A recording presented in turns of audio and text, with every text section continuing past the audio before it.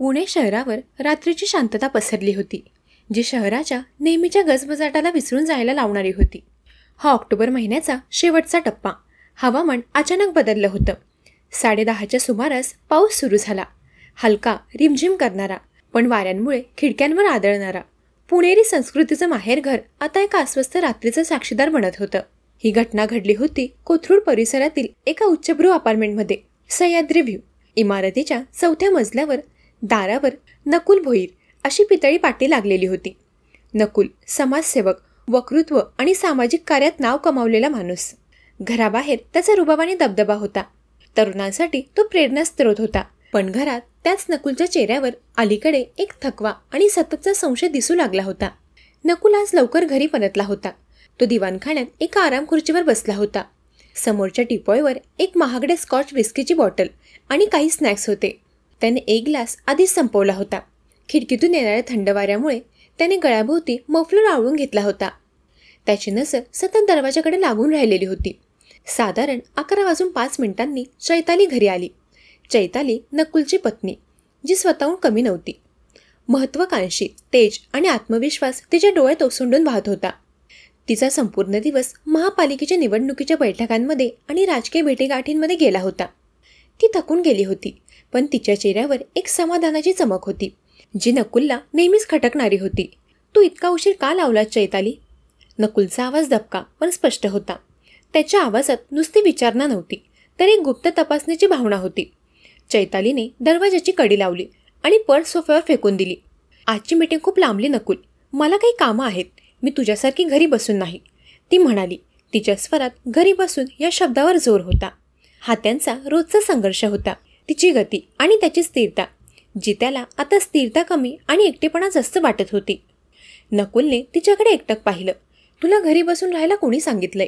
पण रात्री 11 नंतरही राजकीय बैठका कशासाठी? आणि त्याच माणसांसोबत का? चैतालीला हे ऐकून खूप राग आला. तिने स्वतःला शांत करण्याचा प्रयत्न केला. तू पुन्हा सुरुवात केलीस? अशोकरावांशी माझी भेट निवडणुकीच्या कामासाठी होती. तुझा संशय ना, तो आता तुमच्या समाजसेवेपेक्षा मोठा झालाय. नकुलने बाटली उचलली आणि आपला दुसरा ग्लास भरला. माझा संशय मोठा नाही झालाय चैताली, तुझा स्वार्थ मोठा झालाय. तुला महापालिकेच्या सभागृहात बसायचंय, यासाठी तू कोणालाही भेटायला तयार आहेस. तू माझा आणि माझ्या प्रतिष्ठेचा विचार करत नाहीस. चैतालीने थंडपणे उत्तर दिले. तुझ्या प्रतिष्ठेचा विचार करण्यात माझं आयुष्य संपवायचं नाहीये मला. मी नकुल भोईरची पत्नी म्हणून नाही, तर चैताली म्हणून ओळख मिळवणारी आहे. हे वाक्य एका साध्या वादाची ठिणगी नसून त्यांच्या नात्यातील अनेक वर्षांचा सुप्त ज्वालामुखी होता.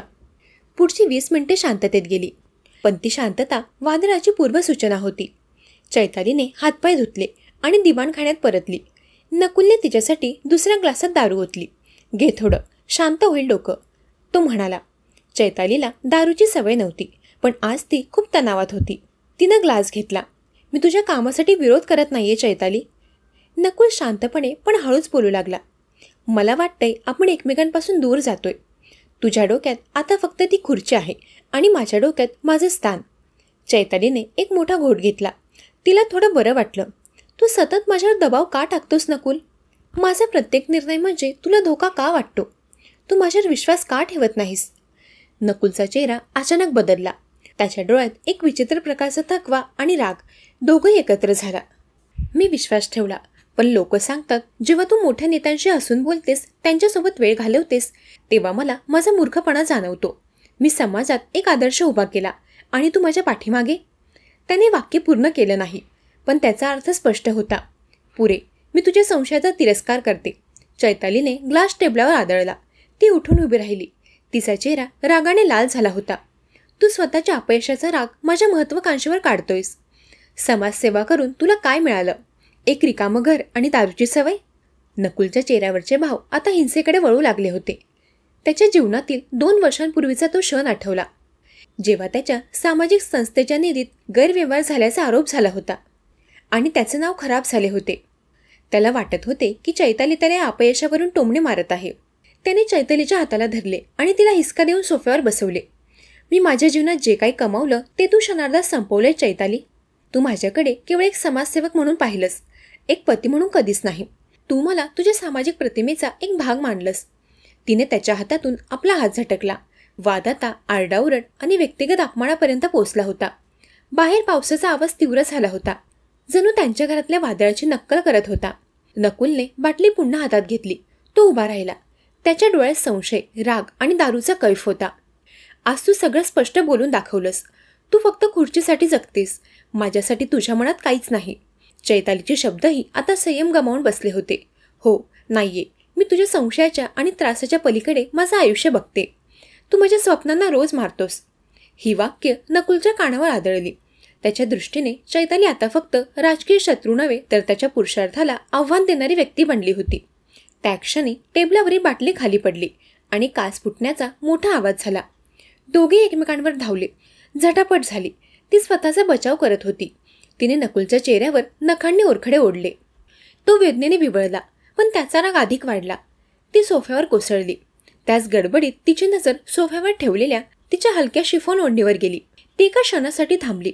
नकुल पुन्हा तिच्याकडे धावणार हे तिला दिसलं. तिच्या डोक्यात फक्त एकच विचार होता, स्वतःचा बचाव. तो क्षण वेगाने सरकला. तिने हाताला लागतील तसे ती ओढणी उचलली. नकुल तिच्याजवळ आला. तिचा हात पकडणार इतक्यात चैतालीने ती ओढणी त्याच्या गळ्याभोवती घट्ट आवळली. हा केवळ प्रतिकार नव्हता, तर अनेक वर्षांच्या भावनिक त्रासाचा स्फोट होता. नकुल क्षणभर स्तब्ध झाला.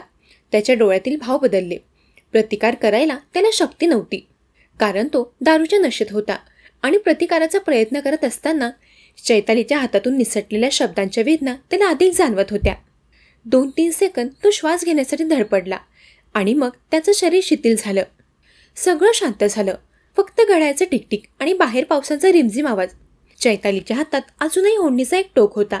तिचं शरीर थरथरत होतं. तिच्या मनात दारूचा कैफ उतरू लागला आणि वास्तव्याचं भयानक स्वरूप तिच्या समोर आलं. तिने ओढणी सोडली. नकुलचा निश्चिल देह जमिनीवर पसरला होता. ती स्वतःच्या कृतीवर विश्वास ठेवू शकत नव्हती. तिने रडून रडून स्वतःचा चेहरा झाकला. ती किती वेळ तिथे तशीच बसून होती. तिला आठवत नव्हते. पहाटेचे 3 वाजले.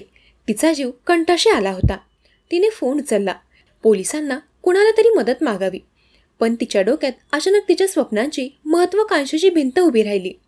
माझं राजकारण, माझं भविष्य एका क्षणात संपलेल. या विचाराने ती आतून हादरून गेली. ती काही मिनिटे नकुलच्या देहाकडे पाहत राहिली. तिच्या चेहऱ्यावर आता अपराधीपणा नव्हता, तर एका भयान रिकामेपणाची आणि हादलेल्या आत्म्याची भावना होती. तिने नकुलच्या देहाला पाहिले. ती उठली, पण तिचं डोकं गरगरायला लागलं. दारू आणि मानसिक तणावामुळे ती सोप्याजवळच हळूच कोसळली. ती पूर्णपणे शुद्धीत नव्हती, पण ती बेशुद्धही नव्हती. सकाळ झाली. 8:30च्या सुमारास खालच्या मजल्यावर राहणाऱ्या जोशी काकांना नकुलच्या घराकडून काहीतरी अजब वाटणारा आवाज आला. त्यांनी फोन करून पोलिसांना कळवले. पोलिसांनी दरवाजा उघडला. दृश्य भयानक होते. नकुल भोईरचा मृतदेह आणि जवळच निश्चित पडलेली चैताली. पोलिसांना, तपासकांना आणि स्थानिक लोकांना लगेच वाटलं आत्महत्या. नकुलची सामाजिक प्रतिष्ठा, अलीकडे आलेले अपयश, दारूचे व्यसन आणि वैयक्तिक ताण सगळं आत्महत्येचे चित्र उभं करत होते. पोलिसांनी चैतालीला हलवून उठवलं आणि लगेचच फॉरेन्सिक टीमला प्राचारण केलं. काही तासात फॉरेन्सिक रिपोर्ट आला. नकुलच्या गळ्यावर ओढणीच्या खुणा होत्या, पण त्या स्वतःच्या हाताने आवळलेल्या वाटत नव्हत्या. तसेच झटापटीचे आणि नखाचे ओरखडे नकुलच्या चेहऱ्यावर होते, जे प्रतिकार दर्शवत होते. हा आत्महत्येचा प्रयत्न नव्हता, ही हत्या होती. पोलिसांनी चैतालीवर दबाव टाकला. ती पूर्ण शुद्धीत आल्यावर तिने आदल्या रात्रीचा सगळा घटनाक्रम सांगितला. संशय, दारू, वाद आणि स्वरक्षणासाठी ओढणीचा वापर. तिच्या विधानानुसार तिला अटक करण्यात आली. न्यायालयात सुनावणी सुरू असताना चैतालीच्या विधानांची आणि फॉरेन्सिक अहवालाची बारकाईने तपासणी झाली. याच दरम्यान एक धक्कादायक माहिती समोर आली.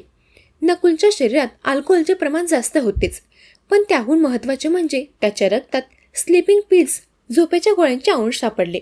आणि विशेष म्हणजे ज्या ग्लासमधून नकुलने दारू पिली होती त्या ग्लासात पिल्सचे अंश मोठ्या प्रमाणात आढळले. याचा अर्थ स्पष्ट होता. नकुल भोईरने स्वतःचा जीव संपवण्याचा निर्णय घेतला होता. त्या रात्री नकुलने चैतालीला दारू पिण्यासाठी प्रोत्साहित केले, कारण तो स्वतःची स्लीपिंग पिल्स मिसळलेली दारू पित होता. त्याने स्वतःच्या पूर्ण तयारी केली होती. चैतालीला याबद्दल कोणतीही कल्पना नव्हती. ती फक्त तिच्यावर होणाऱ्या भावनिक अत्याचारांविरुद्ध स्वतःचा बचाव करत होती. चैतालीने ओढणी आवळण्यापूर्वीच नकुलचे शरीर गोळ्यांच्या प्रभावाने निद्रिस्त होण्याच्या मार्गावर होते. प्रतिकार करण्याची त्याची क्षमता आधीच कमी झाली होती. नकुलचा मृत्यू झाला. पण तो केवळ चैतालीने ओढणे आवडल्याने झाला नाही, तो आधीच स्वतःचा जीव संपवण्याच्या मार्गावर होता. नियतीचा खेळ असा झाला की नकुलला मरायचं होतं, चैतालीला स्वतःचा बचाव करायचा होता. पण त्या दोघांच्या वर्षानुवर्ष साचलेल्या संशयाने, रागाने आणि दारूच्या नशेत झालेल्या अपघाताने चैतालीला मारेकरी आणि नकुलला आत्महत्या करणाऱ्याऐवजी बळी ठरवले. पुणे शहर पुन्हा शांत झालं, पण त्या चौथ्या मजल्यावर अजूनही अनेक प्रश्न हवेत तरंगत राहिले. गुन्हा केवळ क्रियेत असतो की संशयाच्या आणि अहंकाराच्या भावनेत? नकुलच्या आत्महत्येच्या विचारांना चैतालीच्या महत्वाकांक्षेने प्रेरणा दिली की त्याच्या स्वतःच्या असुरक्षितेने?